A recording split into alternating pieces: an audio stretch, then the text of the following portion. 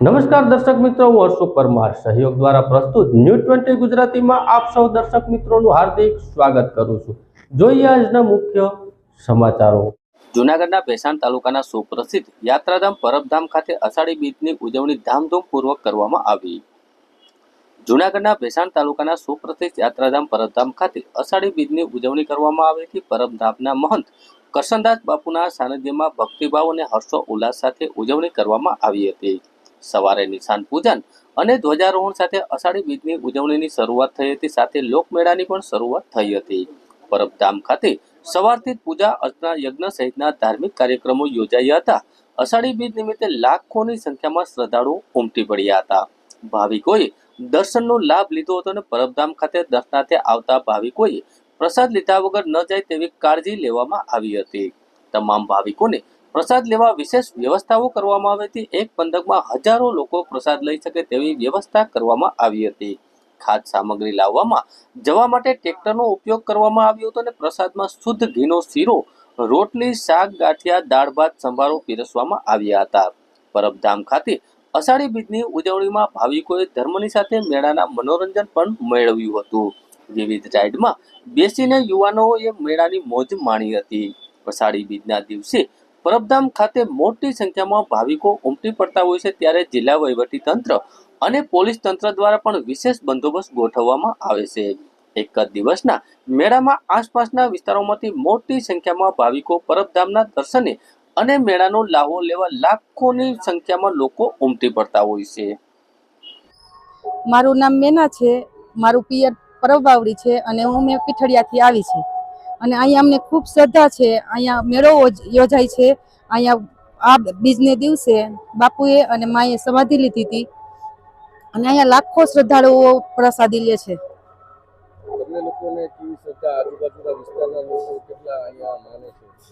ખૂબ જ શ્રદ્ધાળુઓ આવે છે, ખૂબ ભાવપૂર્વક અહીંયાથી પ્રસાદી લે છે, ખૂબ ભાવપૂર્વક અહીંયા બધા સેવાઓ કરે છે અને બધાને ખૂબ મજા આવે છે। મારું નામ કંચનબેન રામભાઈ વઘાસિયા છે। હું જેતપુરથી આવું છું। વર્ષોથી અમે 30 વર્ષથી મારા મેરેજ થયા ત્યાર પછીથી હું આવું છું। અહીંયા અમને બહુ ખૂબ શ્રદ્ધા છે। બાપુ બધાને ખૂબ આદર પ્રેમથી આવકારે છે। આજના દિવસને અષાઢી બીજ અને અમાસથી અહીંયા મેળો ભરાય છે। અમાસ, પૈડું અને બીજથી 3 દિવસનો અહીંયા મેળો યોજાય છે। લાખો લોકો અહીંયા શ્રદ્ધાથી પ્રસાદી લે છે અને અહીંની માન્યતા છે કે અમરમાં અને દેવીદાસ બાપુ આંબાવાડીમાં આવીને આજે પ્રસાદ લે છે, એટલે બધા શ્રદ્ધાથી પ્રસાદ લે છે અને બધા ગુરુજીનો ખૂબ આદર પ્રેમ અને આવકારે છે, બધા પ્રેમથી અહીંયા રહે છે અને મોજ મસ્તી કરે છે। બાપુ, આપના નામથી આજે જે અષાઢી બીજનો મેળો છે, કેટલા વર્ષથી શું મહત્વ? સદેવીદાસ અમરદેવીદાસ અષાઢી બીજ સ્વયંભૂ મેળો સદીઓથી આ પરંપરા ચાલતી આવે છે। પરબધામની અંદર અષાઢી બીજનું મહત્વ માં અમરમાં અને દેવીદાસ બાપુએ ચેતન સમાધિ લીધી ત્યારથી આ પર્વ સ્વયંભૂ ઉજવવામાં આવે છે।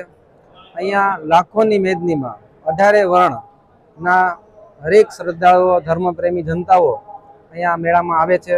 પ્રસાદની વ્યવસ્થા બધા માટે કરવામાં આવે છે, ભોજનની અને યજ્ઞ અને અહીંયા રહેવા માટે ત્રિવેણી સંગમ છે। આ પરબ એટલે કે આ મેળાની અંદર દેવતાઓ પણ કોઈના કોઈ રૂપથી આ મેળાની અંદર સ્વયં હાજરી આપતા હોય છે। તો આ મેળો પરબધામની અંદર લાખો યાત્રાળુઓ આવી અને આ મેળાને ઉજવે છે। ખાસ કરીને રક્તપિત્તની સેવા કરતા વર્ષો અને દેવીદાસ બાપુને અમરમાંની વાત કરીએ કે આજથી 350-400 વર્ષના પૂર્વે, જેમ અત્યારે મહામારી આપણે 2018માં જોઈ કે કોરોના કાળ આવ્યો હતો, તો એ સમયમાં જે રક્તપિત્તનો રોગ હતો એ સમાજે એને તિરસ્કાર કરી દીધો હતો। હરેક મા બાપ કોઈનો સંબંધ નહોતો રહ્યો, ત્યારે પ્રજા, ગામના લોકો જેને રક્તપિત્ત થતો હતો એને જંગલમાં ફેંકી આવતા હતા, દરિયામાં નાખી આવતા હતા। તો દેવીદાસ બાપુ એને પોતાની જોડીમાં લઈને અને આશ્રમમાં લઈ આવ્યા અને આ રક્તપિત્તની જે સેવા છે, મહામારી હતી, એ મહામારીમાંથી પ્રજાને ઉગાડી હતી। અને ત્યાર પછી અષાઢી બીજના દિવસે માં અમરમાં અને દેવીદાસ બાપુએ ચેતન સમાધિ લીધી, ત્યારથી આપણે અષાઢી બીજનો પર્વ ઉજવવામાં આવે છે। મારું નામ પુનર્વદાસ ગુરુ શ્રી કરશનદાસ બાપુ, પરબધામ। જીત સદેવીદાસ અમરદેવીદાસ હું આચાર્ય શ્રી પરબધામ પ્રવીણભાઈ જોશી. આજે આપણે આ પરબધામની અંદર જોકે આમ તો સર્વંગ આશ્રમ છે, પણ આ આષાઢી બીજનો મહામૂલો મહોત્સવ ઉજવાઈ રહ્યો છે. અને આ ઉત્સવ નિમિત્તે દેવીદાસ બાપુ અને અમરમાના વખતમાં આજથી 350 અંદાજિત વર્ષો પહેલાં દેવીદાસ બાપુ અહીંયા ખૂબ જ સેવા કરી અને સેવા સમગ્ર તૈયાર સંપૂર્ણ કર્યા પછી એને એમ થયું કે હવે મારે આ ધરતી ઉપરથી વિદાય લેવી છે. એટલે દેવીદાસ બાપુએ નિશ્ચિત કર્યું એ સમય એ કી તિથિ છે અષાઢ સુદ બીજ. ત્યારે એમણે નક્કી કર્યું કે હવે મારે મારું કાર્ય સંપન્ન કરીને જવું છે. એટલે અમરમાને બધાને બોલાવ્યા. એ સમયે ગિરનારમાંથી નવનાથ, સિદ્ધ, 84, 52 વીરા બધા જ આવેલા અને અષાઢી બીજના દિવસે દેવીદાસ બાપુએ આ પરબની ભૂમિ ઉપર સમાવાનું નિશ્ચિત કર્યું. 2 ભાગમાં જમીન વેચાણી અને દેવીદાસ બાપુ અંદર જીવતા સમાધિ લીધી છે અમરમાં. અને ત્યારે બીજા સંતોની સાથે, જોકે આમ તો આ પરબધામની અંદર અમરમાં દેવીદાસ બાપુ, જસા પીર, વરદાન પીર, સાદલ પીર, અમરીમા, કરમણ પીર, દાનેવ પીર, રૂડા પીર અને શેલાણી સાંઈ બાપુ, આ 9 જે સમાધિઓ છે એ ચેતન છે.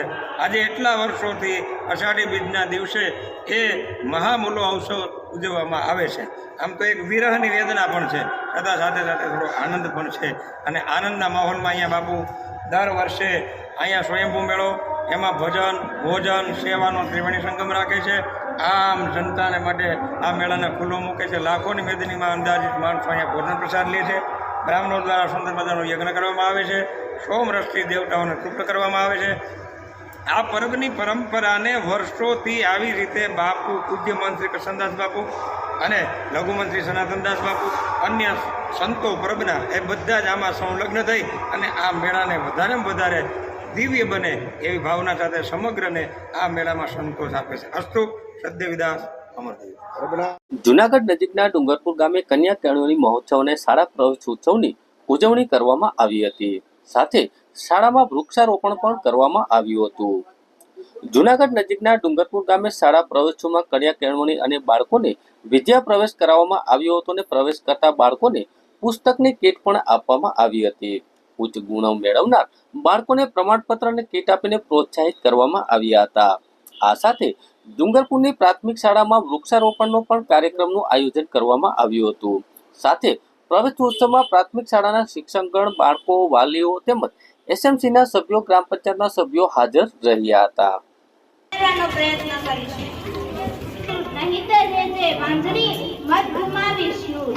આવા અમારી શાળાને વારંવાર દાન આપનાર શ્રી જવાહરભાઈ પેથલજીભાઈ ચાવડા સાહેબશ્રીને આપણે તકે યાદ કરીએ છીએ. આ શાળાને શિક્ષિકાબેન જ્યોત્સનાબેન આદેશના એક ધોરણ 3 થી 8 ના વિદ્યાર્થીઓને કંપાસ બોક્સ માટે ₹2016 નું દાન આપેલ છે, જેમનું પુસ્તક આપી સન્માન કરશે મનોજનાથજી સાહેબશ્રી અને જપન કુમાર દવે. ભારત માતા કી, ભારત માતા કી. અહીંયા ઉપસ્થિત ગામના સરપંચશ્રી, મુરબ્બીશ્રીઓ, તમામ વડીલો, વાલીઓ, શાળાના આચાર્યશ્રીઓ અને વાલા બાળકો, તમામે આ પ્રસંગને ખૂબ શોભાયો છે. ખૂબ સરસ આયોજન કર્યું છે અને મારું જે સ્વાગત કર્યું બધા માટે હું તમારા બધાનો આભારી છું અને ખાસ તમને બધાને કોંગ્રેચ્યુલેટ કરું છું. ખાસ કરી શાળાના મેનેજમેન્ટને કે એમણે ખૂબ સરસ આયોજન કર્યું છે અને બાળકો જે શાંતિથી બેઠા છે એ લોકોને પણ ધન્યવાદ આપવું પડે કે તો વરસાદના કારણે બધા અંદર આવી રીતે આપણે સમાવવા પડે, એના કારણે જે થાય છે, પણ એમની આ ધગશ છે એ બિરદાવી રહી અને બાળકો વધારે ને વધારે સારું પડે અને વાલીઓ અને શાળા આ જ રીતે વધારે ને વધારે ઉત્કર્ષ માટે પ્રયત્નશીલ રહે એવી હું શુભેચ્છા આપું છું. અસ્તુ. આજે શાળા પ્રવેશોત્સવ અને કન્યા કેળવણી મહોત્સવનું ખૂબ સરસ આયોજન કરવામાં આવ્યું. શાળાનો સ્ટાફ, આચાર્યશ્રી, વાલીજનો તમામ બધાએ ખૂબ સહકાર આપ્યો અને વધુને વધુ ઉત્કર્ષ થાય તેના માટે બધા સજેશનો બધું લઈને પણ વધારે પ્રયત્નશીલ છે. ખૂબ સારું કામ છે અને શાળા વધારે ઉત્કર્ષ કરે તેવી શુભેચ્છાઓ છે. હું તમામને બિરદાવું છું. સારી કામગીરી માટે અભિનંદન આપું.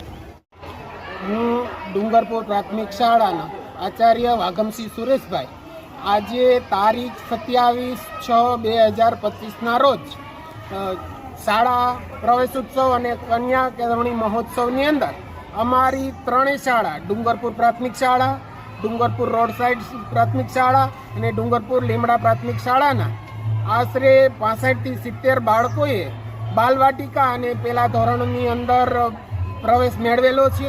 અને આ પ્રવેશપાત્ર બાળકોને બધા જ બાળકોને જવાહરભાઈ ચાવડા, જે આપણા માજી કેબિનેટ મંત્રી હતા, એના તરફથી કીટ અને બપોરનું જે ભોજન છે એ એના તરફથી મળેલું છે. અને આ શાળાને એમણે આશરે 35,000 રૂપિયાનું આના ખર્ચ પેટે દાન કરેલું છે. આના માટે ત્રણેય શાળાના આચાર્યશ્રી અને સ્ટાફગણ તથા અમારા એસએમસી સભ્યો અને વાલીગણના સહકારથી અમારો આજનો આ જે પ્રસંગ છે અમે ખૂબ સરસ રીતે અને સફળ રીતે ઉજવ્યો છે. અને બાળકોને આજે અમારી શાળામાં પ્રવેશ ઉત્સવ માટે મુખ્ય મહેમાન તરીકે જપન કુમાર બી દવે સાહેબ, જે ગાંધીનગરની અંદર આરોગ્ય વિભાગ અને પરિવાર કલ્યાણ વિભાગના ઉપસચિવ તરીકે ફરજ બજાવે છે, અને અમારા શાળાના એ મુખ્ય અતિથિ હતા. અને એમણે પણ અમારા આ કાર્યક્રમને ખૂબ બિરદાવેલો છે અને પૂરતો સહકાર આપી અમને પ્રોત્સાહિત કર્યા છે. જૂનાગઢ જિલ્લામાં કન્યા કેળવણી મહોત્સવ અને શાળા પ્રવેશોત્સવ 2025-26ની ભવ્ય ઉજવણી કરવામાં આવી રહી છે. સમગ્ર રાજ્ય સહિત જૂનાગઢ જિલ્લામાં શાળા પ્રવેશોત્સવ અને કન્યા કેળવણી મહોત્સવની ઉજવણી કરવામાં આવી રહી છે. ત્યારે બાલાજી કેળવણી મંડળ સંચાલિત જ્ઞાન શક્તિ રેસિડેન્સ સ્કૂલ ઓફ એક્સેલન્સ ખાતે શાળા પ્રવેશ ઉત્સવ અને કન્યા કેળવણી મહોત્સવ અંતર્ગત બાળકોને વિદ્યા પ્રવેશ કરવામાં આવ્યો હતો. બાળકોનું ઉજ્જવળ ભવિષ્ય અને ભારતનું નિર્માણ કરતા નાના નાના ભૂલકાઓને તાળીઓના ગડગડાટની વચ્ચે શિક્ષણ તરફ પ્રથમ પાપા પગલી માંડી હતી. તેના વિવિધ અધિકારીગણને શાળાના સ્ટાફ મિત્રોએ વધાવી હતી. કાર્યક્રમની શરૂઆતમાં દીપ પ્રાગટ્ય વડે કરવામાં આવી હતી. ત્યારબાદ ભૂલકાઓને સુંદર પ્રાર્થના ગીત અને મહત્વના પુસ્તકો આપીને હાર્દિક અભિવાદન કરવામાં આવ્યું હતું. બાળકોએ તેમની કાલી ઘેલી ભાષાઓમાં સાંપ્રત સમયની સમસ્યા અંગે પોતાના મંતવ્યો રજૂ કર્યા હતા. આ તકે પ્રથમ ક્રમાંક મેળવનાર બાળકોને મંતસ મહાનુભાવોએ વસ્તે શિલ્ડ અને પ્રમાણપત્ર આપીને પ્રોત્સાહિત કરવામાં આવ્યા હતા. જૂનાગઢ જિલ્લા કલેક્ટર દ્વારા માથેભારા ઇસમ દ્વારા કરવામાં આવેલા દબાણો દૂર કરવામાં આવ્યા. અનેક ગુનાઓના આરોપીને ગુજસીટેકના ગુનામાં વોન્ટેડ એવા કાળા દેવરાજનું ગેરકાયદેસર મકાન અને ફાર્મ હાઉસ તોડી પાડવામાં આવ્યું. ગુજરાત રાજ્ય તરફથી સમગ્ર રાજ્યમાં સરકારી જમીનનો ઉપયોગ, દબાણો તાત્કાલિક ધોરણે દૂર કરવાની કડક સૂચનાઓ કરવામાં આવી છે. જિલ્લા કલેક્ટર અનિલ કુમાર રાણાવસિયાના માર્ગદર્શન અને સૂચના હેઠળ અધિક નિવાસી કલેક્ટર કોમલ પટેલની નિરીક્ષણ હેઠળ પ્રાંત અધિકારીને જૂનાગઢને સૂચના મળી કે કાળા દેવરાજ રબારીના માથાભારે ઇસમ સામાન્ય લોકોમાં ધાક ધમકી અને ડર ફેલાવે છે, ગુનાહિત પ્રવૃત્તિઓમાં આચરી રહ્યા છે. ત્યારે ભય ફેલાવવાની જિલ્લામાં કાયદોની વ્યવસ્થા પણ તેને ખોરવી નાખી છે. જે અંગે કડક કાર્યવાહી કરવા માટે જિલ્લા કલેક્ટર અનિલ કુમાર રાણાવસિયાની સ્પષ્ટ સૂચના અને આદેશ મળતા જૂનાગઢના ઇસમનું મકાન કે જે અંદાજિત 750 ચોરસ મીટર જેટલી જમીન સરકારી સર્વે નંબર 308માં દબાણ કર્યું હતું. તેના પર વૈભવી બંગલો બાંધ્યો હતો અને બંગલો તેમજ અંદાજિત 35,000 ચોરસ મીટર જેટલી સરકારી જમીન ઉપર ખેતીવાડી કરી વિશાળ ફાર્મ હાઉસ બનાવ્યું હતું. જે મુજબ ખરાઈ કરતા મામલતદાર જૂનાગઢ શહેરની સિટી સર્વે સુપ્રિન્ટેન્ડન્ટ દ્વારા તેમને લેન્ડ રેવન્યુ કોર્ટ અંદર એક્શન હેઠળની નોટિસ પણ આપવામાં આવી હતી. ત્યારબાદ હાઈકોર્ટમાં રિવિઝન થયા બાદ સરકારી દબાણ ઉપર સાબિત કરવા સફળતા મળતા કલમ નંબર 202 મુજબ આખરી નોટિસ આપીને મિલકત ખાલી કરવા, દબાણ દૂર કરવાની નોટિસ પણ આપવામાં આવી હતી. પરંતુ જાતે દબાણ દૂર ન કરતા તેમજ શહેરના મામલતદાર, સિટી સુપ્રિન્ટેન્ડન્ટ તથા પોલીસ અધિક્ષક સુબોધ વડોદરાના માર્ગદર્શન હેઠળ ડીવાયએસપી હિતેશ ધાંધલિયાને મોટી સંખ્યામાં પોલીસ સ્ટાફે 5 જેસીબી અને ટ્રેક્ટર સહિતની સાધન સામગ્રી સાથે સ્થળ પરનું દબાણ દૂર કરવામાં આવ્યું હતું. આ તમામ મિલકતની કિંમત જોવા જઈએ તો જંત્રી પ્રમાણે કિંમત થાય છે 30 લાખ રૂપિયા અને જમીનની કિંમત અંદાજિત 8 કરોડ 5 લાખ થવા જઈ રહી છે. બજાર કિંમત ગણીએ તો મકાનની કિંમત 80 લાખ અને જમીનની બજાર કિંમત અંદાજિત 16 કરોડની ગણી શકાય. સમગ્ર કામગીરી જિલ્લા કલેક્ટર અનિલ કુમાર રાણાવસિયાના માર્ગદર્શન હેઠળ નિવાસી અધિક કલેક્ટર કોમલ પટેલની રાહબરી હેઠળ પ્રાંત અધિકારી જૂનાગઢના મામલતદાર, સિટી સર્વે સુપ્રિન્ટેન્ડન્ટ ટીમ દ્વારા કરવામાં આવી હતી.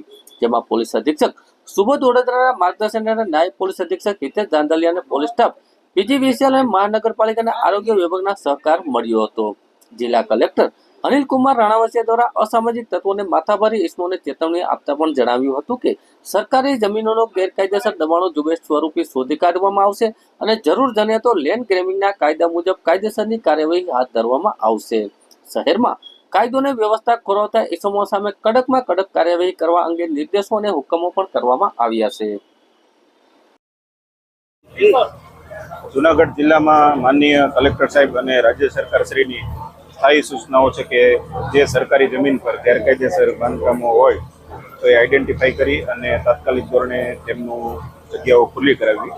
એ અંતર્ગત આજે જૂનાગઢમાં આદર્શ વિદ્યાલયની સામે એક 35,000 ચોરસ મીટર જમીન પર ખેતી વિષયક દબાણ અને 7,750 ચોરસ મીટરનું રહેણાંકી મકાનનું દબાણ આઈડેન્ટિફાઈ થયેલું છે. પોલીસ વિભાગ તરફથી પણ જે 100 કલાકના યાદી હોય છે એમાં અમને આ વિસ્તારમાં ગેરકાયદેસર બાંધકામ હોવાનું જણાવવામાં આવેલ હતું.